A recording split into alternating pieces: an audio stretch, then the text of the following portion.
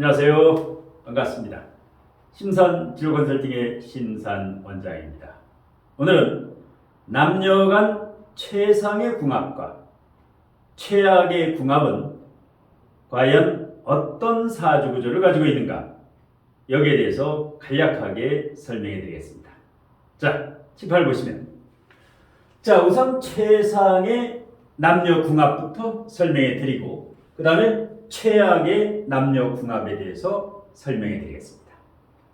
자, 첫 번째, 남녀 간 최상의 궁합은 사주 구조에서 천간과 지지가 있을 때 지지에 삼합이 있으면, 본인 사주나 배우자 사주에서 지지에 삼합이 있을 때 대체적으로 최상의 궁합이라고 보시면 됩니다. 자, 삼합이라고 하는 것은 해묘미 아니면 인호술, 사유축, 그 다음에 신자진, 이것을 삼합이라고 하죠. 이렇게 지지의 삼합이 본인이나 배우자 사주에 있으면 이 삼합을 가지고 있는 사주는 귀격 사주다. 아주 귀한 사주가 되는 겁니다. 자, 두 번째는 육합을 지지에 가지고 있는 경우가 두 번째로 육합, 최상의 궁합입니다. 자, 육합이라고 하는 것은 말 그대로 지지의 6개의 합인데요. 삼합이라고 하는 것은 3개가 합치는 것이고 육합은 2개가 합치는 것입니다. 예를 들어서 자축합이라고 하죠. 자축합, 이렇게 자수와 축토가 합을 하는 것을 육합이라고 합니다. 그러니까 뭐 인해합도 있고 묘술합도 있고 진유합도 있고, 그 다음에 사신합이라든가 오미합, 이렇게 6개가 있죠. 이것을 육합이라고 합니다. 자, 육합 외에 반합도 있는데, 육합 다음에 반합, 삼합, 육합, 반합. 자, 그 다음에 세 번째는 천합, 지합사주, 천합지합. 그러니까 일주끼리, 연, 월, 일시에서 일주끼리 합을 하는 경우가 있습니다.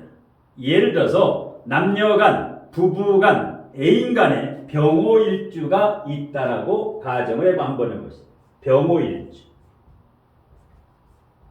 자, 그러면 병호일주하고 천간과 지지가 합을 하는 것이 병화와 신금이 합을 하죠. 그 다음에 오화와 미토가 오미합을 하죠. 이렇게 되면 병호일주와 신미일주는 천간은 병신합, 지지는 오미합. 이래서 찰떡궁합이다. 예를 들어서 경자일주가 있다라고 가정을 해봅시다. 경자일주가 있다고 가정을 해봅시다. 자, 그러면 천간에는 합이 되려면 을목이 있어야 되고, 지지에는 자축, 축토가 있어야 되겠죠. 이렇게 되면 을경합, 자축합. 그러니까 경자일주는 을축일주와 이렇게 그 궁합이 잘 맞는다. 이것을 최상의 궁합 세 번째. 그 다음에 마지막 네 번째는 월지. 월지가 사주에서 가장 중요하죠. 이 월지끼리, 배우자가 월지끼리 반대 계절.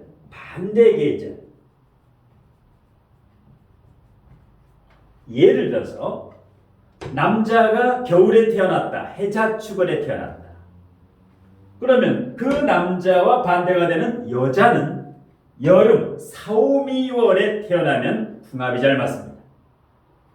뭐 봄과 여름, 이거는 뭐 크게 관여를 안 해도 되는데, 특히 여름과 겨울생은 대단히 중요합니다. 예를 들어서, 자, 남녀가 모두 해자축월이다. 남자도 겨울에 태어나고 여자도 겨울에 태어났다. 이렇게 되면 궁합이 잘 맞지가 않습니다.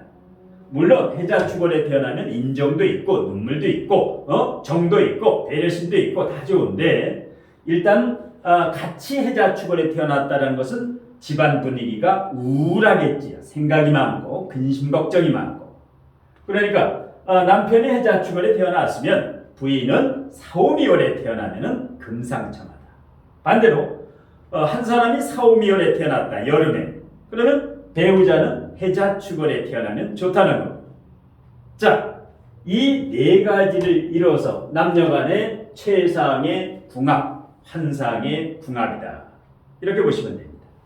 그러면 두 번째로 최악의 궁합은 과연 어떤 궁합인가? 자, 궁합에서 궁합을 볼 때는 꼭 이 원진을 봐야 됩니다.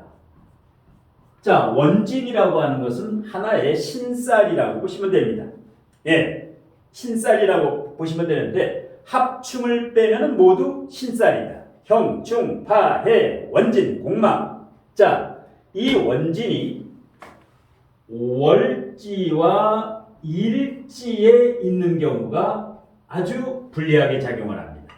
원진이 연이나 월, 연이나 일, 월이나 시 이렇게 한 칸 떨어지게 되면 다행인데 월과 일에 원진이 있는 경우 자, 원진살이 6개가 있죠. 자미원진이 있죠.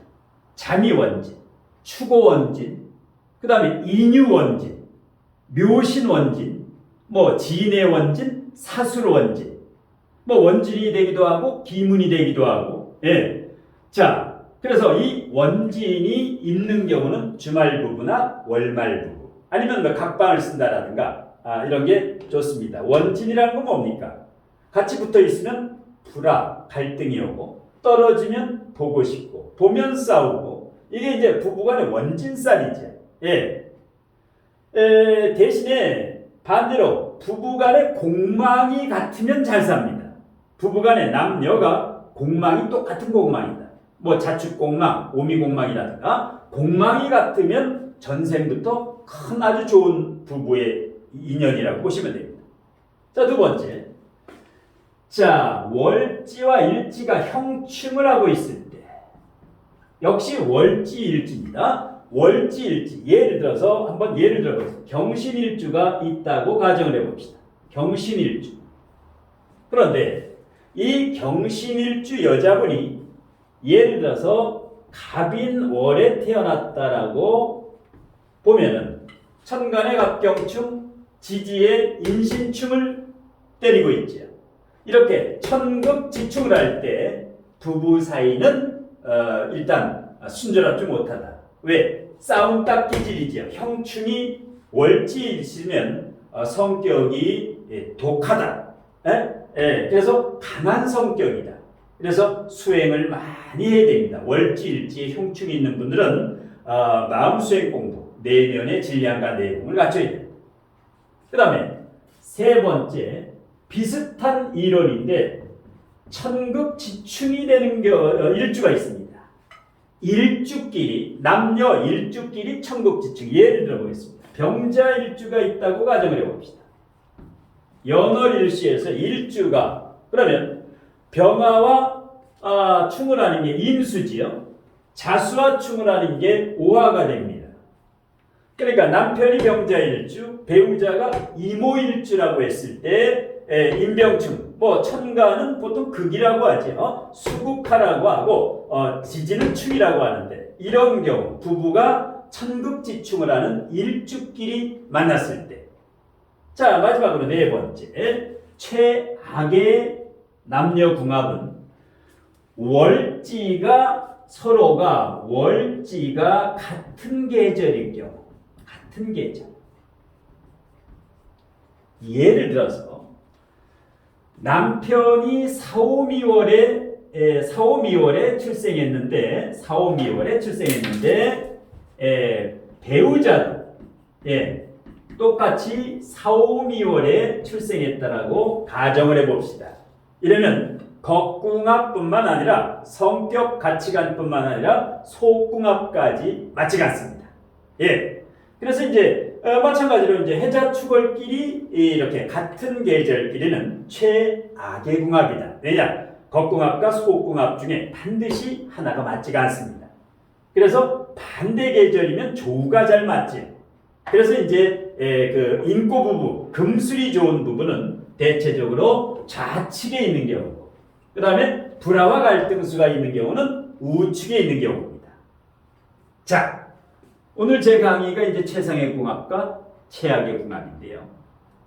남녀 부부라고 하는 게 뭡니까? 서로 아껴주고 서로 사랑하면서 한 곳을 바라보고 똑같은 한 곳을 바라보고 동행하는 것이 바로 부부가 됩니다.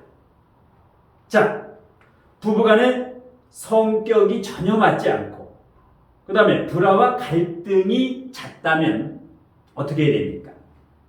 바로 헤어지지 말고 일단 3년간 떨어져서 살아보는 게 좋습니다. 주말부부, 월말부부라든가 3년간 각자 떨어져서 이렇게 살아보는 것, 이것이 솔로몬의 선택입니다. 자, 부부 불화에 의해서 3년간 떨어져서 살아봤는데도 불구하고 그래도 서로서 개선의 여지가 없다라고 판단되면 3년 후에 깨끗이 미련 부리지 말고 헤어지는 것이 솔로몬의 지혜가 됩니다. 자, 자식 때문에 헤어지지 못한다. 이러다 보면 참기만 하다 보면 몸에 병이 들고 각자가 새로운 인생의 터닝 포인트로 나아가지 못하고 하락운으로 점점 나락으로 떨어지게 됩니다. 그리고 부부간에 쌓인 고를 풀지 못하면 원수지간이 됩니다. 그리고 헤어질 때, 부부가 헤어질 때 재산 다툼이나 자녀 양육 때문에 깨끗하게 헤어지지 못하고 지저분하게 헤어지면 서로서 탓하거나 불평하거나 이렇게 되면 나중에 재혼해서도 마찬가지로 불행해집니다. 그래서 헤어질 때는 깨끗하게 한 발씩 물러져서 양보하면서 클리어하게 헤어져야 됩니다. 그리고 이와 같이 사주가 나빠서 배우자 복이 없고 이혼하는 것은 30%입니다. 나머지 70%는 실력이 없기 때문에 배우자 복이 없는 것입니다. 그렇기 때문에 배우자를 탓하지 말고 자신의 못남을 탓하는 게 좋습니다. 자, 자신의 못남을 100일 동안 반성하고 3년만 노력하면 누구든지 다시 우뚝 서서 상승운으로 발복해서 새로운 인생의 터닝 포인트가 됩니다. 자, 오늘 심산 멘토의 최상의 궁합과 최악의 궁합에 대한 강의는 이것으로 모두 마치겠습니다. 고맙습니다.